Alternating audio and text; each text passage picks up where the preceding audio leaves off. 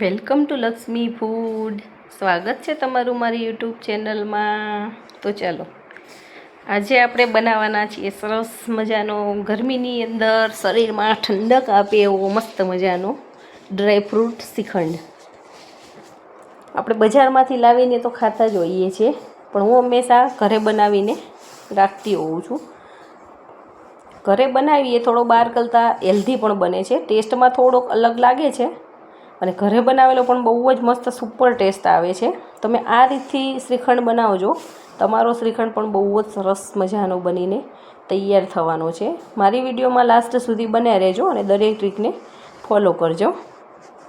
હવે મેં અહીંયા 1 લીટર ફૂલ ફેટ મિલ્ક લીધેલું છે અને ઘડી અને મેં એક તપેલીમાં લઈ લીધેલું છે. આપણે મલાઈ ઉતારેલું દૂધનો ઉપયોગ નથી કરવાનો. હવે આ દૂધને આપણે થોડુંક નવશેકું એવું ગરમ કરી લેવાનું છે.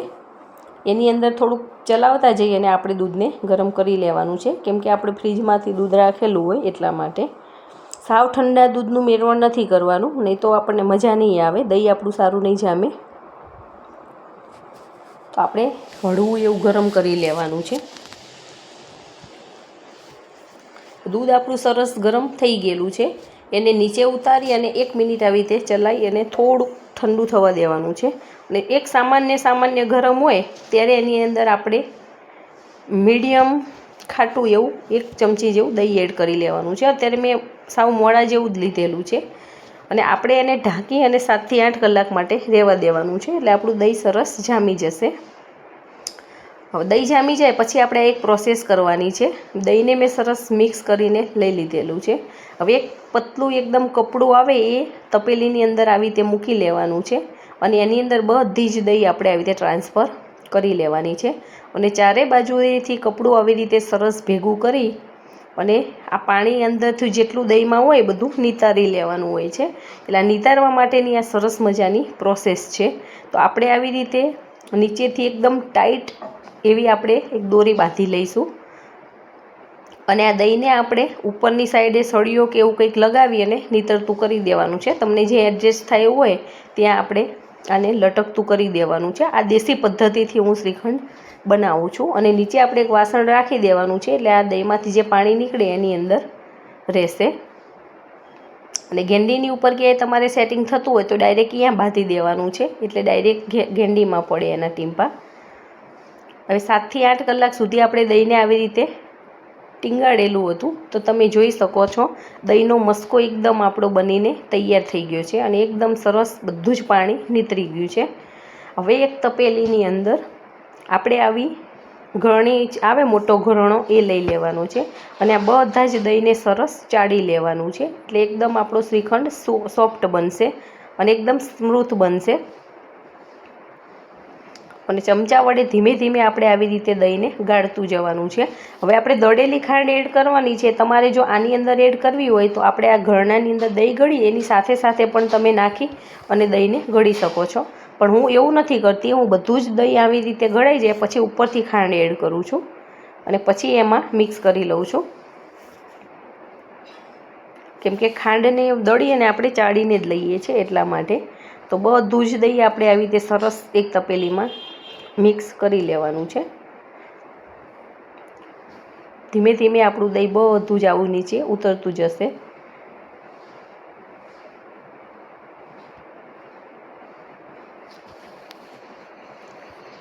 આ દેશી પદ્ધતિથી આપણે બનાવીએ છીએ. તમે આને ના ગળો અને ડાયરેક્ટ એમાં ખાંડ નાખો તો પણ ચાલે, પણ આવી રીતે તમે બનાવી જોજો, એકદમ સ્મૂથ આપણો શ્રીખંડ બનીને તૈયાર થાય છે. બધું જ દહીં આપણે આવી રીતે એક તપેલીમાં ગળી અને લઈ લીધેલું છે. તમે જોશો તો પણ ખ્યાલ આવશે કે એકદમ સ્મૂથ આપણી દહીં બની જઈ ગઈ છે. આ પ્રોસેસ કરી એટલે આપણી દહીં થોડીક ઢીલી પડી જાય છે, પણ હજી આપણે એને ફ્રીજમાં રાખીશું એટલે સરસ કડક થઈ જવાનું છે. હવે મેં અહીંયા 500 ગ્રામ જેવી ખાંડ લીધેલી છે. તમે કેવું ગળ્યું ખાઓ છો એના ઉપર ખાંડ લેવાની છે. આની અંદર 700 ગ્રામ ખાંડ એડ કરો તો પણ ચાલે, પણ વધારે ગળ્યો થઈ જાય તો પણ મજા નથી આવતી ખાવાની, એટલા માટે મેં અહીંયા 500 ગ્રામ જેવી જ ખાંડનો ઉપયોગ કરેલો છે. હવે બધું જ સરસ દહીં સાથે ખાંડ મિક્સ કરી લેવાની છે. અને વાસણ આપણે થોડુંક મોટું જ લેવાનું છે, જેથી કરીને આપણને બધું સરસ મિક્સ કરતા ફાવે. દહીં અને ખાંડ મિક્સ થઈ જાય પછી આપણે આવી રીતે વિસ્કર લઈ લેવાનું છે અને વિસ્કરની મદદથી આપણે એક સાઈડેથી આને આવી રીતે ફેંટતું જવાનું છે, એટલે આપણી ખાંડ પણ બધી ઓગળી જશે અને આપણો શ્રીખંડ પણ સરસ સ્મૂથ બની જશે. જો તમે મારી ચેનલમાં નવા હોય તો મારી ચેનલને સબસ્ક્રાઈબ કરો અને બેલ આઇકોન દબાવવાનું ના ભૂલતા, જેથી કરીને આવનાર તમામ નવી રેસીપીના વિડીયો ફટાફટ તમારી સુધી પહોંચી જાય. અને જો તમને મારો આ વિડીયો પસંદ આવે તો વિડીયોને લાઈક કરજો અને તમારા ગ્રુપમાં ચોક્કસથી શેર કરજો. તો તમે જોઈ શકો છો એકદમ સરસ આપણું શ્રીખંડનો બેઝ બનીને તૈયાર થઈ ગયો છે ને એકદમ સ્મૂથ, જરાય લાગતું નથી ખાંડની કણી આ ના કંઈ જ તકલીફ નથી. હવે આ સમયે આપણે કેસરના જે તાંતણા આવે એ લઈ લેવાના છે, ચપટી ભરીને મેં લીધેલા છે. આ વસ્તુ ઓપ્શનલ છે, નાખવા એવું જરૂરી નથી, પણ મને ગમે છે એટલા માટે હું આની અંદર એડ કરું છું. અને પછી આપણે થોડીક વાર આવી રીતે મિક્સ કરી લઈશું, એટલે તમે જોઈ શકો છો ધીમે ધીમે કેસરનો કલર પણ આમાં બેસી જાય છે અને કેસર સરસ આમાં મિક્સ થઈ જાય છે અને આપણો શ્રીખંડનો કલર પણ થોડોક ચેન્જ થઈ જશે, લાઇટ યલો કલર ઉપર આપણો થઈ જવાનો છે. હવે ડ્રાયફ્રૂટ શ્રીખંડ છે એટલા માટે આપણે એની અંદર શું શું ડ્રાયફ્રૂટ નાખવાના છે, તો 2 ચમચી જેવા કાજુ, 1 ચમચી જેવી મેં બદામ, 1 ચમચી પિસ્તા, આ બધાની કતરણ કરીને લીધેલી છે. હવે અહીંયા અડધી ચમચી જેવી તૂટી ફ્રૂટી, અડધી ચમચી જેવી જેલી, અહીંયા 1 ચમચી આપણે કિસમિસ લીધેલી છે અને આપણે ચોકલેટના આવા નાના નાના બોલ્સ આવે એ લીધેલા છે. જો ઉપવાસમાં ખાવાનું હોય તો ચોકલેટના બોલ્સ આપણે એમાં નથી એડ કરવાના, બાકી બધી વસ્તુ ઉપવાસમાં ખાય એવી છે. તો તમે જોઈ શકો છો 1 કલાક મેં આને ફ્રીજમાં રહેવા દીધો હતો, તો આપણો એકદમ દહીંનો મસ્કો કેવો સરસ કઠણ થઈ ગયેલો છે અને કેસરનું એમાં સરસ ઓગળી પણ ગયેલું છે. એનો કલર પણ તમે જોઈ શકો છો કેસરનો કેવો સરસ આમાં બેસી ગયેલો છે. હવે એની અંદર આપણે બધા જ ડ્રાયફ્રૂટ 1 બાય 1 નાખી અને આપણા શ્રીખંડને મિક્સ કરી લેવાનો છે.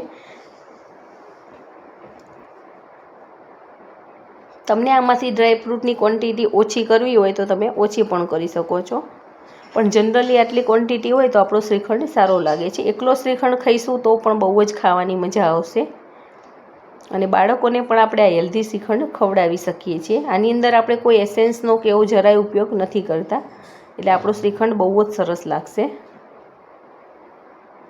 હવે સરસ આવી રીતે મિક્સ કરી લેવાનું છે બધા જ ડ્રાયફ્રૂટને અને આને 4 થી 5 કલાક આપણે ફ્રીજમાં રહેવા દઈએ છીએ, એટલે આપણો શ્રીખંડ એકદમ સરસ સેટ થઈ જાય છે. ખાવાનું હોય એના 4-5 કલાક પહેલાં આપણે બનાવીને આવી રીતે મૂકી દેવાનું છે, જેથી કરીને જમવાનો ટાઈમ થાય ત્યાં સુધી સરસ મજાનો શ્રીખંડ આપણો બની જાય છે. અને આને તમે ડબ્બામાં ભરી અને સ્ટોર પણ કરી શકો છો, 4-5 દિવસ સુધી ખાઓ તો પણ કંઈ પ્રોબ્લેમ નથી થતો. તો છે ને દેખાવમાં પણ સરસ અને જોતાં જ ખાવાનું મન થઈ જાય એવો શ્રીખંડ આપણો બની ગયો છે. આપણે આ નાની નાની બાબતોનું ખાસ ધ્યાન રાખવું પડતું હોય છે, તો આપણો સરસ શ્રીખંડ ઘરે જ બનીને તૈયાર થાય છે. તો તમે જોઈ શકો છો એકદમ સરસ કઠણ એવો શ્રીખંડ આપણો આવી રીતે બનીને તૈયાર થઈ ગયો છે. હવે એક સર્વિંગ બાઉલની અંદર લઈ અને આપણે શ્રીખંડને સર્વ કરી લેવાનો છે અને આપણે આને પૂરી, શાક એની સાથે સર્વ કરવાનું છે.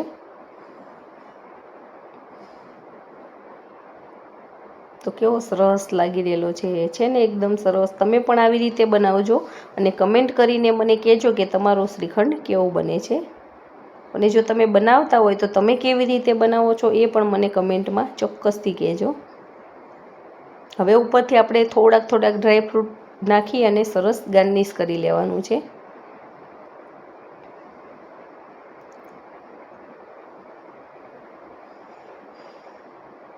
તો ચલો, એકદમ હેલ્ધી, બધાનો ફેવરેટ, ખાવાની મજા આવે એવો એકદમ મીઠો મીઠો સરસ મજાનો ડ્રાયફ્રૂટ શ્રીખંડ આપણો બનીને તૈયાર થઈ ગયો છે.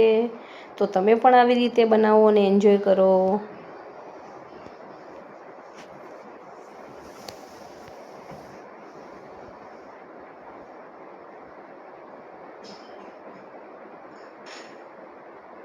નાની નાની બાબતોનું ખાસ ધ્યાન રાખીશું તો આપણો શ્રીખંડ બહુ જ સરસ બનશે.